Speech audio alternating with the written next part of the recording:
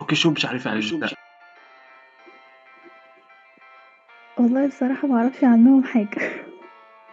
كل اللي اعرفه انهم اي حاجة شافوها دي بتاعتهم. هاي. السلام عليكم. how do you speak Arabic؟ وعليكم السلام. وين؟ من مصر، انت من وين؟ انا من المغرب.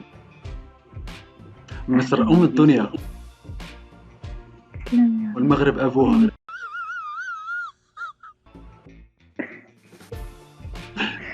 فقط اتشرفنا. بهزر. الذي سؤال لك، من تحبي اكثر، الجزائر او المغرب؟ ما هي معروفة يعني المغرب طبعا. أوه. لماذا؟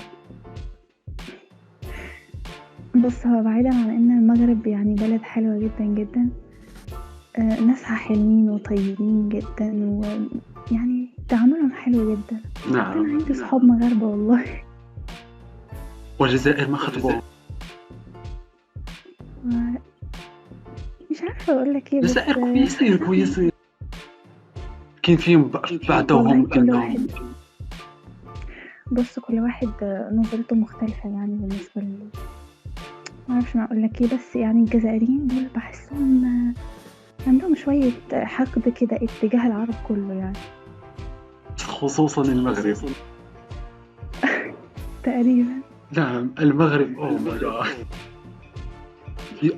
هل تعرفين انهم ارادوا ان ياخذوا لنا اللباس المغربي والزليج؟ تفهم الزليج شو تعني؟ يعني ايه زلزال؟ الزليج ذلك الشيء الذي نضعه في الارض، فهمتي؟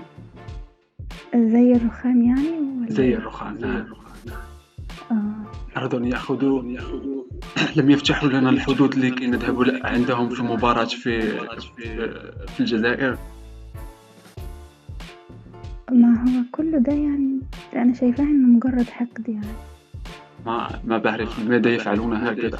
اما بالكومنتات، إذا رأيت كيف تقولون، يشتموننا.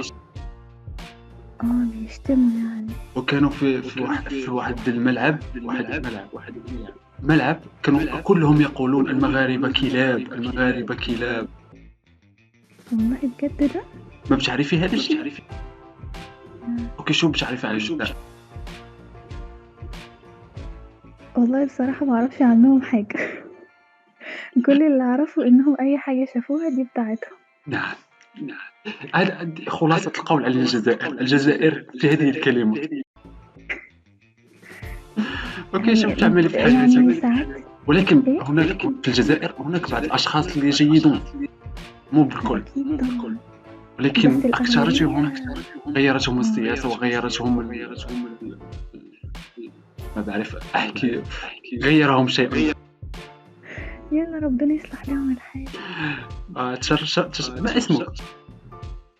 اسمي ندى، وانت اسمك ندى. ايه؟ انا اسمي اشرف. تشرفت بمعرفتك. اتشرفت بيك يا أشرف. انت بتتكلم لغة عربية فصحى ليه؟ اذا تكلمت بالدارجة المغربية لن تفهمي عليه.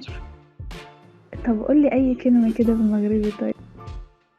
مقراش. ايه؟ مقراش. استغفر الله، انت بتقول قلت لك ايه؟ لن تفهمي الدارجة المغربية. لا، واحدة واحدة كده، واحدة.